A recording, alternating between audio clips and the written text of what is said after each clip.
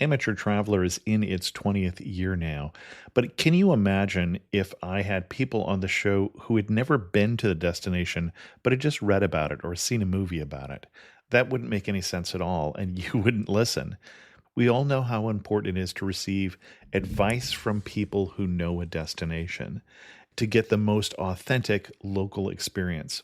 And a great option for experiencing this is Explore Worldwide and their authentic small group adventures, led by local tour leaders, perfect for solo travelers who want to meet like minded people with a desire for adventure. I'm often an independent traveler, but two of my last three trips were with small group tours because they organize everything and it's a lot easier. If you want to recreate the tour I did to Malta, they have a Malta and Gozo Discovery Tour. I'm intrigued by one of their tours called A Taste of Sicily. The company again is Explore Worldwide, and visit exploreworldwide.com to learn more. And thanks to Explore Worldwide for sponsoring this episode of Amateur Traveler. The nights are long, the days are short, and the weather is chilly to downright cold, depending on where you are. It's a good time to slip into a Quince iconic Mongolian cashmere sweaters, which start at only $50. You can treat yourself to everyday luxury at an affordable price with Quince. If you really want to dive into luxury, you can check out their leather handbags, washable silk shirts, and European linen sheet sets. Whatever you're looking for at Quince, all the prices are 50 to 80% less than similar brands, and they do that by partnering directly with top factories and cutting out the middleman. They only work with factories that use safe, ethical, and responsible manufacturing processes. And of course, they use premium fabrics and finishes for that luxury feel in every piece. But you've already heard me rave about my Quince travel pants.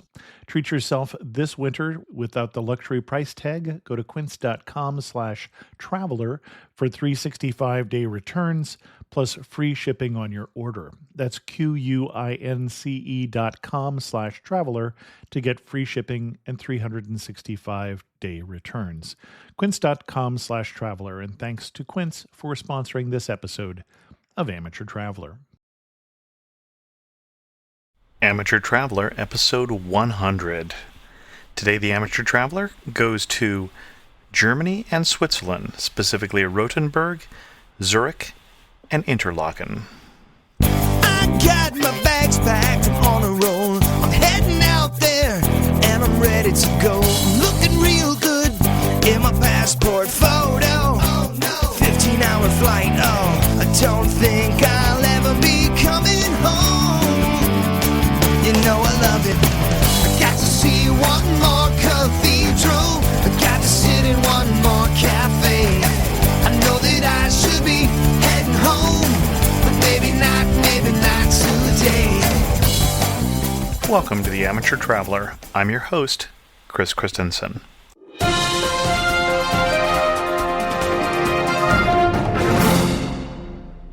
The big news for the show is this is the big 100th episode.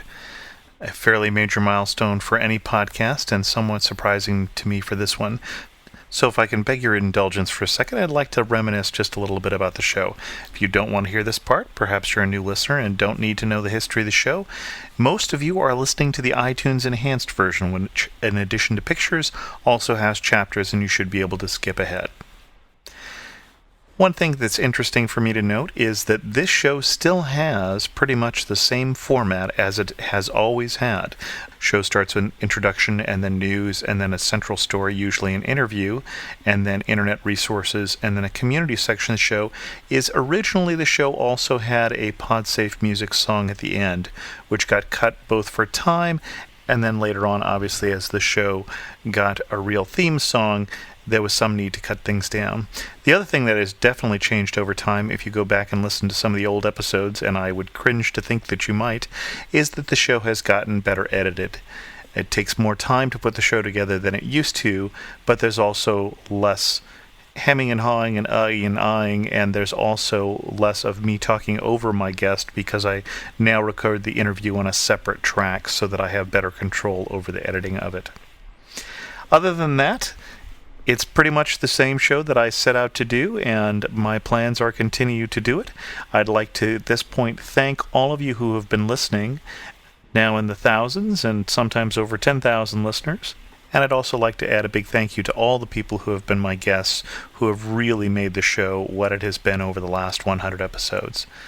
All 100 episodes are still available at the website at amateurtraveler.com. Easiest way to find them is to click on the episodes link.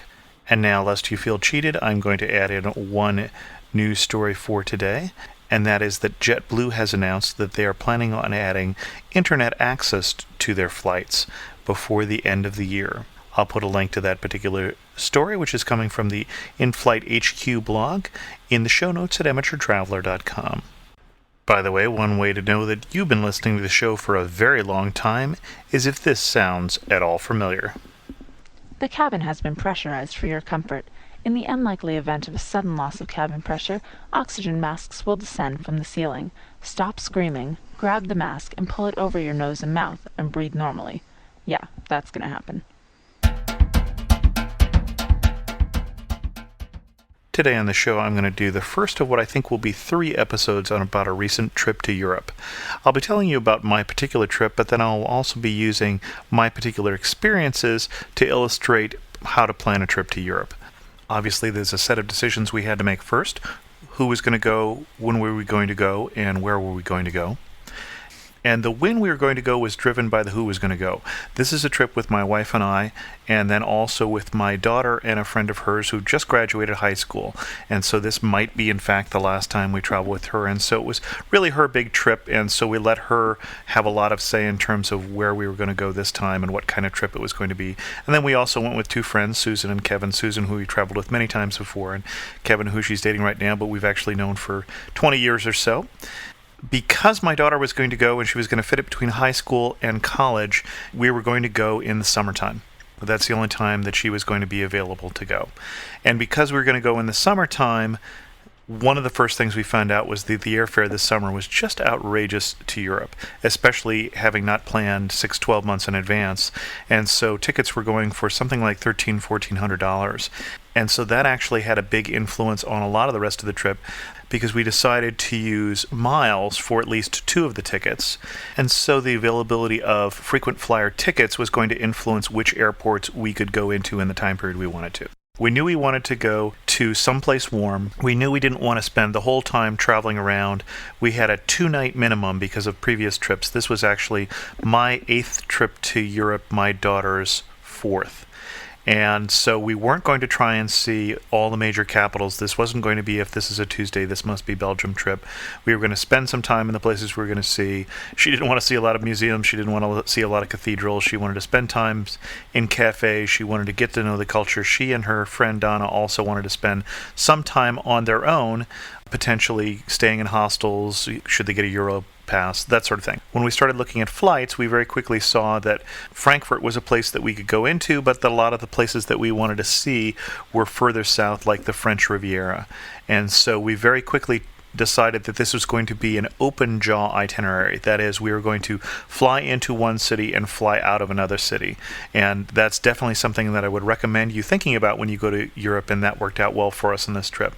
And so we ended up saying we were going to fly into Frankfurt, we were going to fly out of Milan, and we wanted to get to the French Riviera. So how all were we going to get around, and what else were we going to see was the next decision we had to make. Now, one option would have been make no hotel reservations whatsoever, decide everything when we're on the ground, and that's actually how we did our first trip to Europe, but we didn't think that would work as well because we were going in the high season and we were going with 6 people. And so we did plan this trip ahead of time. We used a number of resources to do our planning. We used the internet, obviously. As somebody who likes to take pictures and who is going to do some photography, I would often just go to Flickr and look for some particular city and search for the pictures that I found there to see if that was something that was visually interesting to me. We also used guidebooks. Probably the 2 that we used more than any other 2 were the eyewitness travel guides for the Switzerland in particular, which we didn't know as much about, and then also both Rick Steves' Europe Through the Back Door book, as well as his Best of Europe book. And ricksteves.com is also a great source of information for traveling to Europe in particular. And then the next thing I did is I created a map, and I'll share that with you, the Google map of all the different places we thought about going. And then we just basically started eliminating places because they were too far. So we eliminated, for instance, Trier in Germany, which is an old Roman town. We eliminated Geneva because it was too far, Aix-en-Provence, Avignon, some other smaller cities like Saint-Paul-de-Vence around Nice, and Ulm.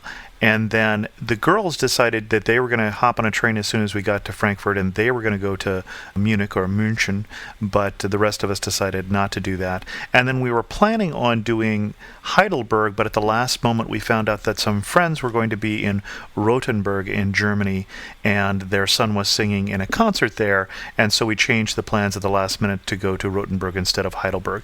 And then basically had an itinerary of Frankfurt to Rothenberg, to Zurich, to Interlaken in Switzerland, to Nice in France, to the Cinque Terre in Italy, and then up to Lake Como, and then home from Milan.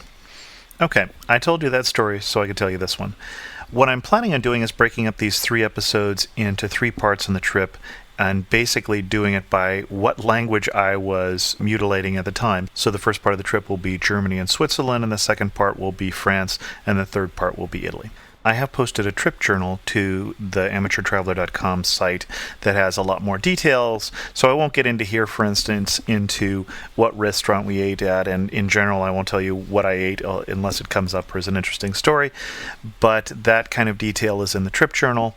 We will talk about different hotel types or different places to stay, and then coming soon will be a lot of video from the trip, basically running from now until the fall, planning on doing a lot of videos, but I have 2 more videos to wrap up from my trip in February to Istanbul before the European videos start showing up on the video version of the podcast. Now, you know how much I like photography if you've listened to the show, or if you've watched the enhanced version of the show with all the pictures.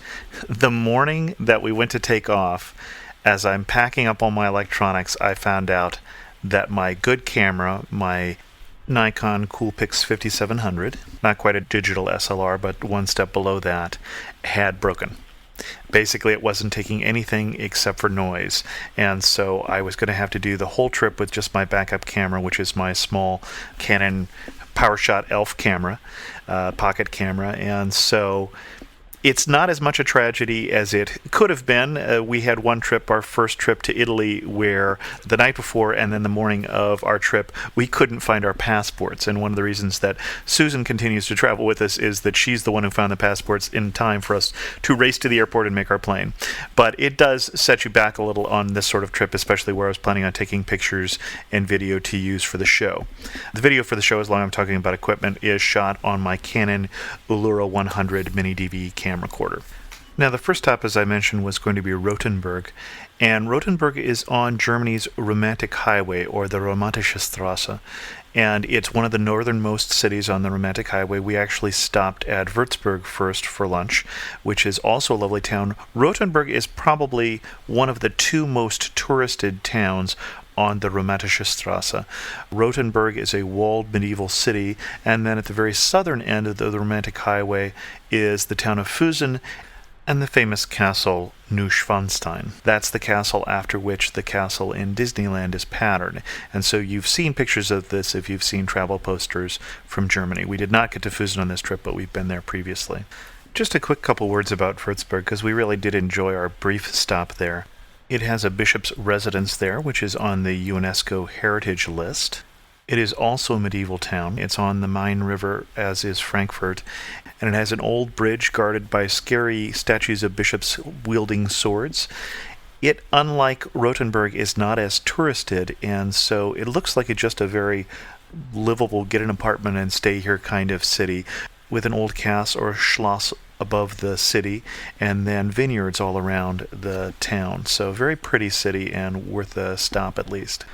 The full name of Rothenberg is Rothenberg ob der Tauber. It's over the Tauber River. There are more than one Rothenberg in Germany, and it's a little important sometimes to note that there are duplicate names in Germany. We had some friends who tried to take the train to Frankfurt and missed their train because when they had checked the schedule, they had been looking at a train for Frankfurt an der Oder instead of Frankfurt am Main. The first one being on the Polish border, and the second one being the city that they were looking for, much closer to the western border of Germany. If you haven't been to Rothenberg, it might still look familiar to you, as it was used both as a location for the Bulgarian village scenes in Chitty Chitty Bang Bang, because it looked like a medieval town, as well as the inspiration for the village for Walt Disney's movie Pinocchio.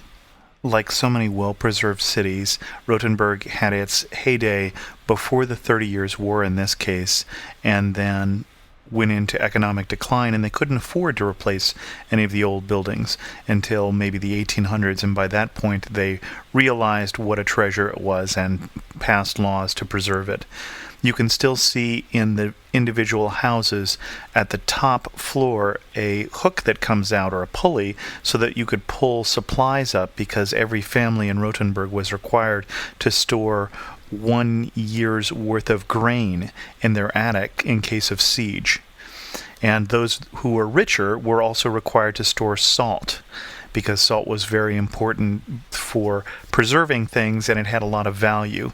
And as we learned on the tour of the Night Watchman, and I'll talk about that a little more later on, one of the places that you still see that in English, for instance, is the word salary.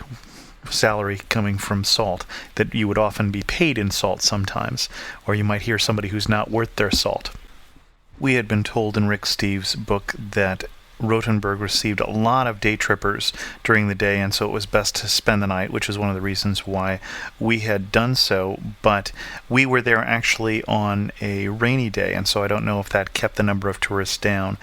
Rothenberg was having a series of concerts this summer from groups from America, from different parts of the United States, called the Ambassadors of Music, and it was in fact one of those concerts that was leading us to go to Rothenberg. The friend of a family who was singing in the concert, there was also a large orchestra that was playing, probably 200 kids in all, so quite a large group. So much of the town was filled up with these kids during the day, but that was also one of the reasons that we had been there.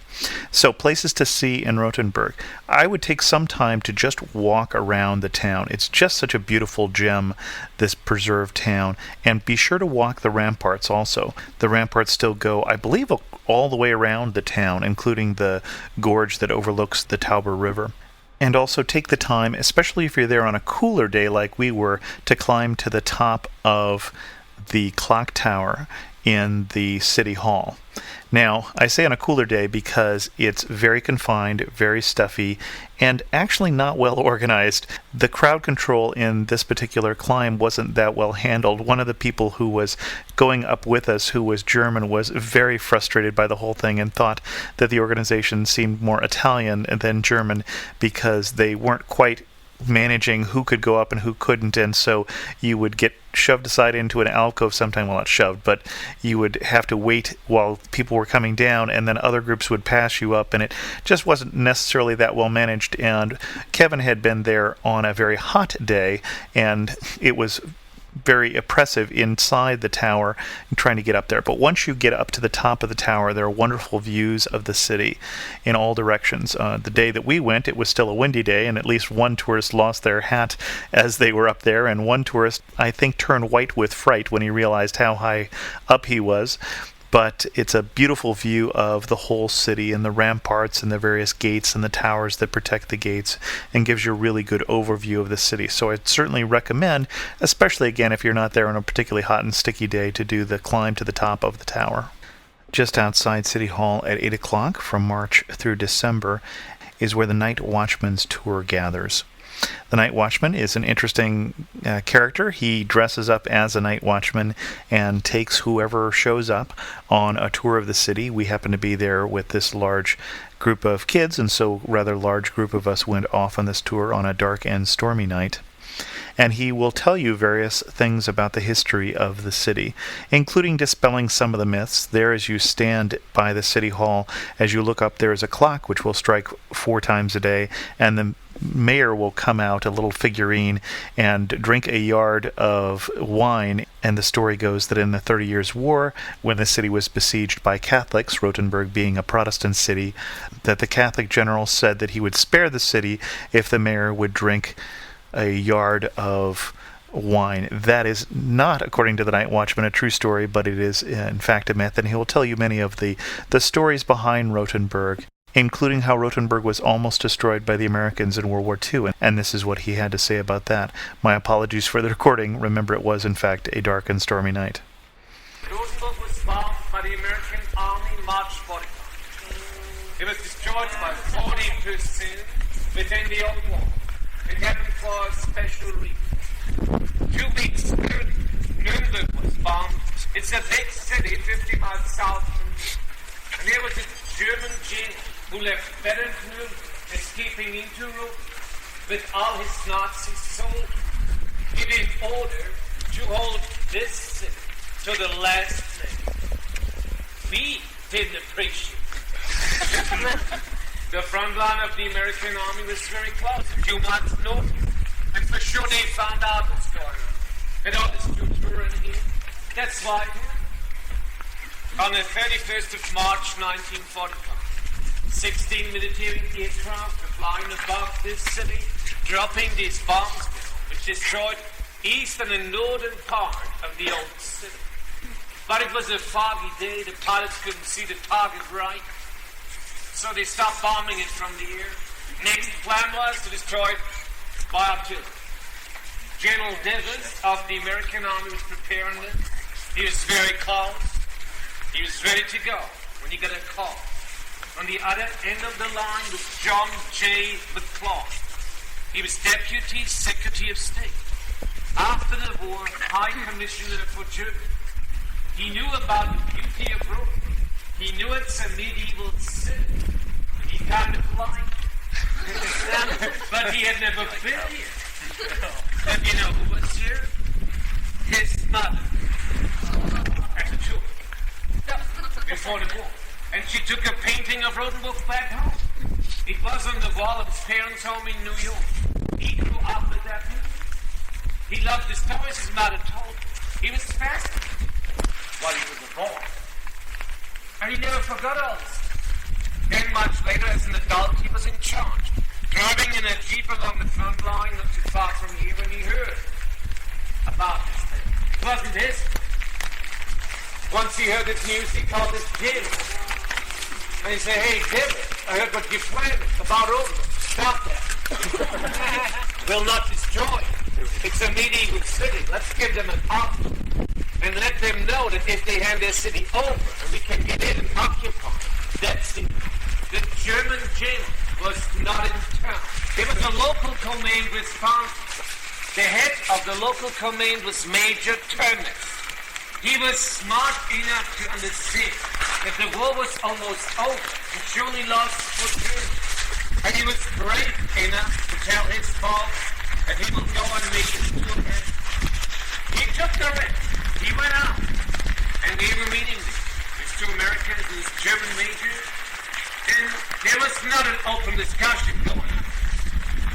It was all directed by one side, all talk. It was very short. These 2 said to this major, "Hey, listen, it's good you come out. The news is, hand that city over, or forget it." And Major Turnus said, "Well, if you don't destroy it, you can have it. I'll be gone in the morning with all my men. I guarantee." That was the deal, and it really happened. And that's such an unusual story.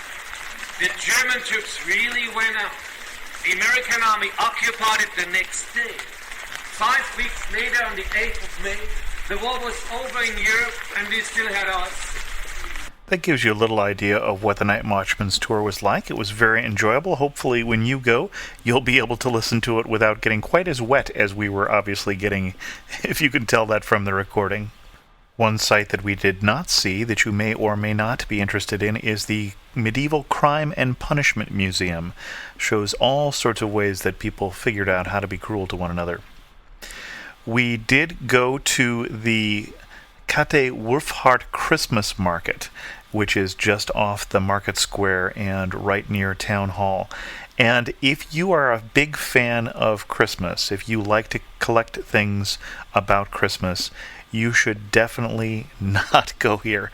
No, not because it's bad, because it's just amazingly large. It looks like it would just be a small house as you look at it from the outside, but it's cavernous inside. It's like a warren in terms of easy to get lost in, and there's also a small museum there, but even just the store itself has just an amazing collection of things Christmas. So I say don't go here because it's just going to be way too expensive if you're a real big fan of Christmas.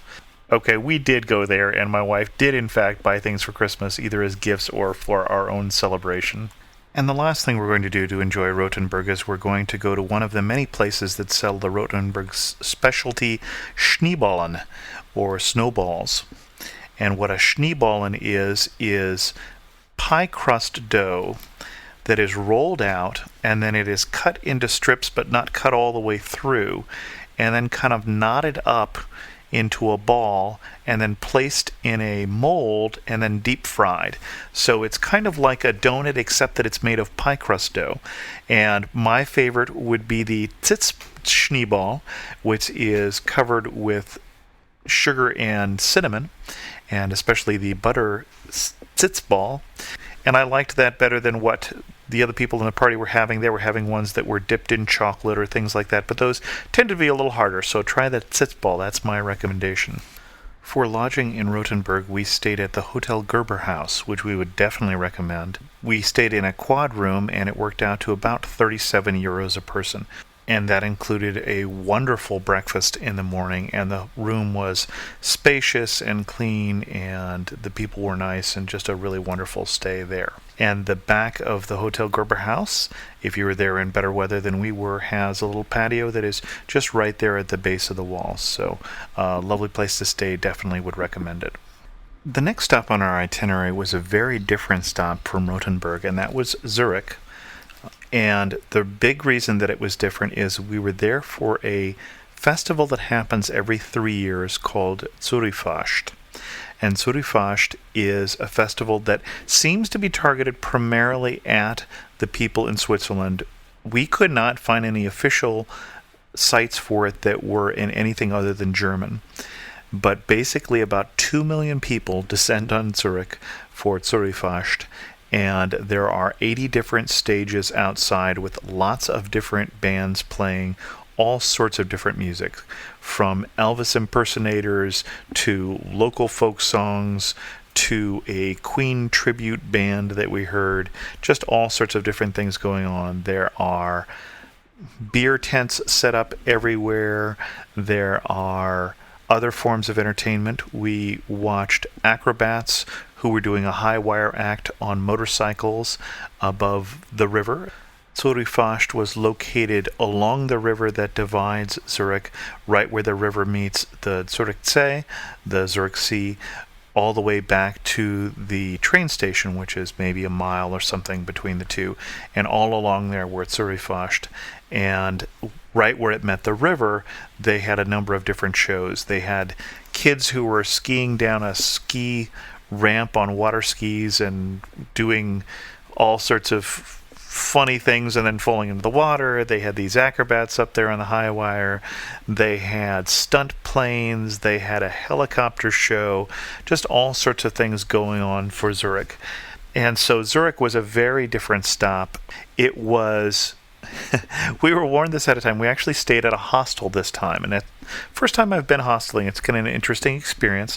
We stayed at the Backpackers Hostel, which is right in the middle of Zurichfest. And so they warned us. They said, it's going to be very noisy. You may get no sleep at all. There was a band or a DJ playing right outside the hostel until 5 a.m. And they told us this ahead of time. Basically the music goes from 10 a.m. to 5 a.m.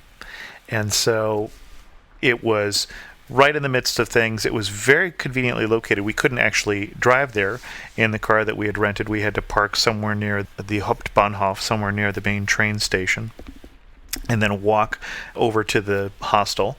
Just as things were getting started on Friday is when we showed up. It went Friday night, Saturday, and Sunday. And the hostel there was it's kind of what I expected for a hostel. It was very basic. It was very Spartan. We had a room that had 6 beds, and at this point the girls have rejoined us. They've gone off as soon as we got into Frankfurt. They took a train down to Munich and saw someone who had been an exchange student at their high school the year before, and so they have rejoined us in Zurich, and so there are 6 of us in one room, and it was one of those rooms with 3 bunk beds where you sort of had to take turns standing on the floor because there wasn't a lot of extra floor space here. The bathrooms, of course, are down the hall. There's a small kitchen right next door to our room, one per floor. And it's really kind of what I expected. There's a common room, which we didn't take that much advantage of, but the girls stayed up actually until the sunrise one day, meeting people in the common room and exchanging email addresses and making friendships. And that's really a lot of what hosteling is supposed to be about. They were doing it right. We were probably not doing it quite as correct because we were asleep. And the hostel is a per-person cost, and it costs 33 Swiss francs per person per night, and then extra if you want to have towel and bedding. But it was very convenient. It really was a great place for us to stay, and I would certainly recommend it for what it is, which is a hostel. And I think it's a good hostel, and it worked well for us, very centrally located.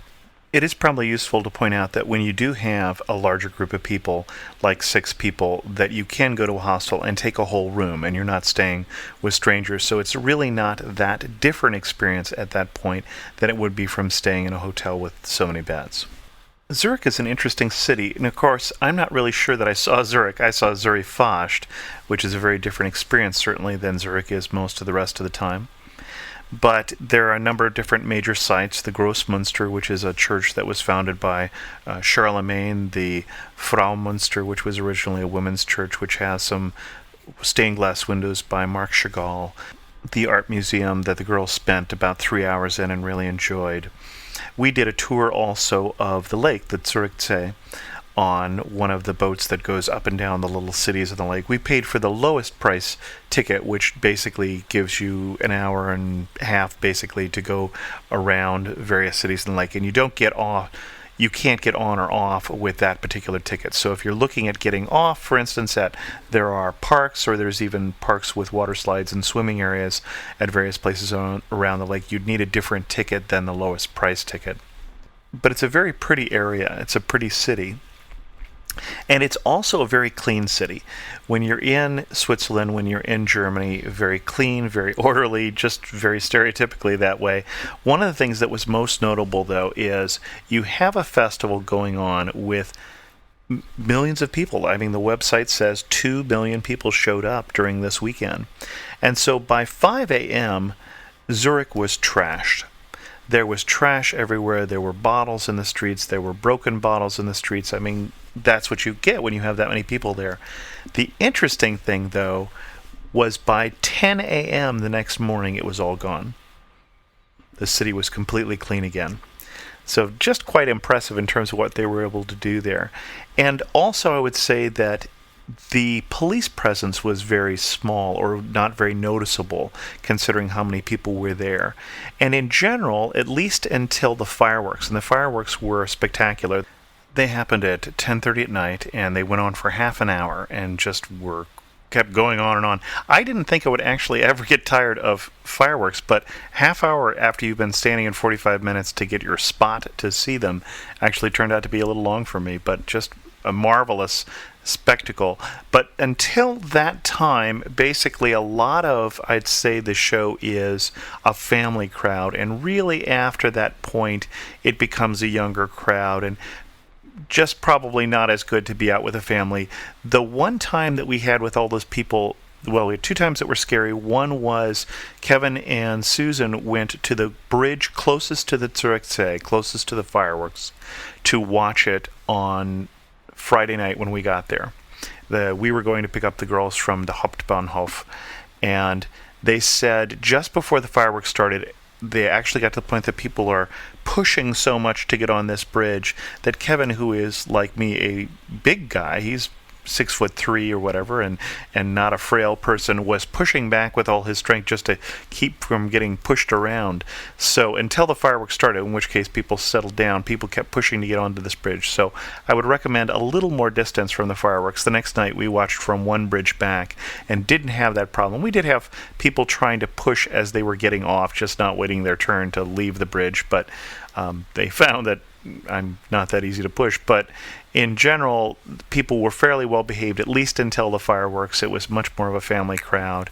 And in general, we didn't see that much going on. But later on, the crowds got a little less controlled. We did see some guys getting into an altercation as we went to a Queen tribute show. I mentioned that at about 11:30 that night, closer to the Zurich Say, and so we kind of went into the crush of things, and that got just a little crazy. Not really scary, but obviously you've got a lot of people there that are going there for that particular show.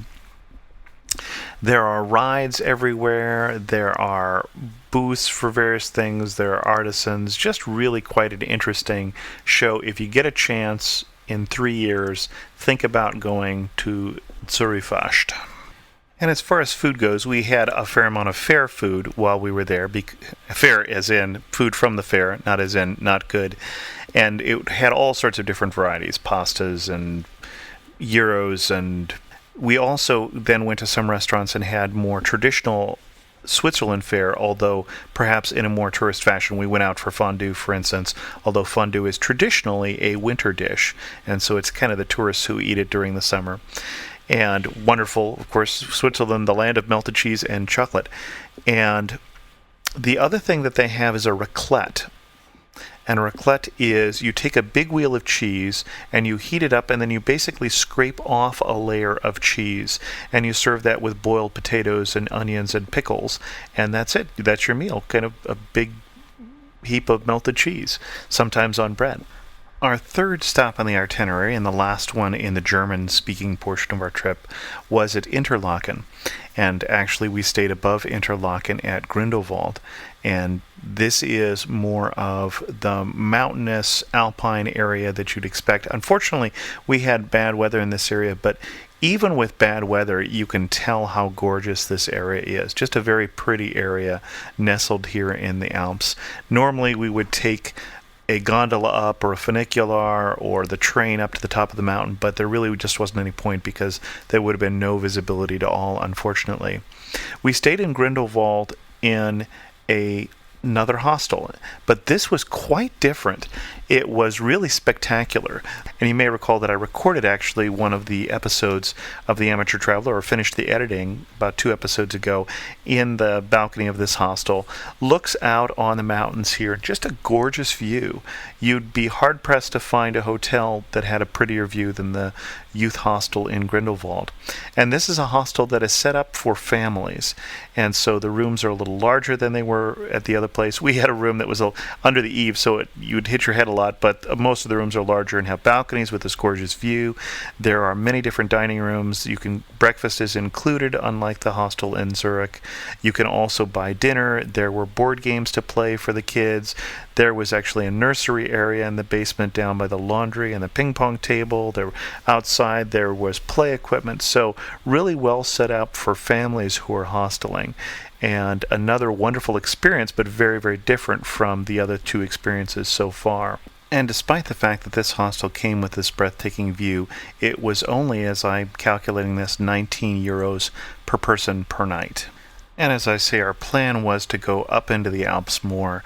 It got relegated into shopping in Interlaken, watching the parasailers sail right down into the city, and then Susan and Kevin and I also did go out and look at 2 of the castles that are on the Thunsee, which is one of the 2 lakes that Interlaken is between. Interlaken, between the lakes. Both of those were very pretty. The Schloss Spitz, and probably the more picturesque Castle Oberhofen, which extends actually into the lake.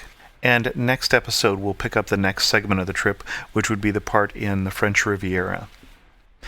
I do have one internet resource for you today, and it's one that we found useful as we were driving, and that's the Via Michelin driving directions. We were using the Google Maps driving directions, and one of the places that it was particularly ridiculous was on the road up to Grindelwald, because it kept telling us every 100 meters or so to change onto such and such a street and to change onto such and such a street. Well, none of those streets were marked. And so the driving directions really didn't work very well. We also, when we got into Zurich, we took one wrong turn, and then because we didn't have a map with us, very quickly got turned around and lost. But the Via Michelin guide, one of the things that's nice about it, especially as you're driving on the highways over in Europe, we found that it marks the different highway signs. This is the sign you will see. It will be a blue sign. It will be on the left. It will say these cities, because the highways in Europe are not marked, for instance, north and south. They tend to be marked towards this particular city or towards that particular city. And if that happens to not be the city that you're going towards, but an in-between one, it's very helpful here to have these directions that say you're taking the turn towards Torino, not that you're going north or south or whatever. So Via Michelin, the other nice thing about the Via Michelin as a way to get directions, Via Michelin, you can also say, I would like to go on foot or by bike. And I find that if I use these directions to get from my house to my work, and I say by car, it takes me one route, and when I say by bike, it takes me a different route, which is a better bike route. So check that out. I'll put a link to that in the show notes at amateurtraveler.com. In the community section of the show, to wrap this up, remember, if you are listening to the show on or before August 11th, I would appreciate it if you would go and vote for the show even every day at thepodcastawards.com. And thanks again for all the votes that got me nominated for a podcast award. While I was recording this episode, I had a letter come in from Richard in Sacramento. Richard says, I've been listening to the Amateur Traveler for several months. I've managed to 21 through 27 and 76 through 98 and still working at the others. I find them all very interesting. I listen to most while exercising at the gym, with several just because at home while doing other chores. I just voted for the podcast to the Podcast Awards site. Thank you very much, Richard. Besides Amateur Travel, I listen to Travel with Rick Steves, which is also nominated, we should say, and watch his TV shows as well. I realize that they have a totally different set of production values, but I find that the videos that Amateur Traveler put online are often fuzzy and, quite frankly, make my eyes tired. Thus, I haven't attempted to watch more than a third of these. One thing I would point out to Richard that you should all know, I've also changed how I'm doing the videos for the last 5. So episodes 14 through 19, you might take a look at those. For one thing, if you watch them in iTunes, you can watch them at twice the size that normally shows up on your iPod. So that should help if they're looking a little too fuzzy for you. So you might check those out. Those also have narration, so you might like those also. I'm still learning how to do the videos, I will admit, though. And then Richard also asked, I was going to leave feedback at iTunes, but couldn't figure out how to do so. Can you help? If you click the link on the website marked to subscribe to iTunes, that doesn't actually subscribe you. It takes to where you can subscribe, and then I believe you may have to have an iTunes account, but if you do, on the page right there, it will say Contributors Reviews, and then to the right it will say click here to review. It is really wonderful when people review. I could use some extra reviews. I fell out of the featured podcasts, and it's basically the reviews that determine in large part which shows up there, and when I'm featured, I get more listeners. So that would actually be great if Richard or somebody else can go in there and continue to do reviews until it shows up again in the featured podcast section of the Travel Podcast in iTunes. And with that, finally, a little after midnight here on now Sunday morning, we're going to bring this show to a close. I'd love to hear from you, as I heard from Richard. Send me an email at host@amateurtraveler.com, or check out all the other ways to contact me at amateurtraveler.com/contact. And as always, thanks so much for listening. I got to see one more cathedral. I got to sit in one more cafe. I know that I should be heading home, but maybe not today.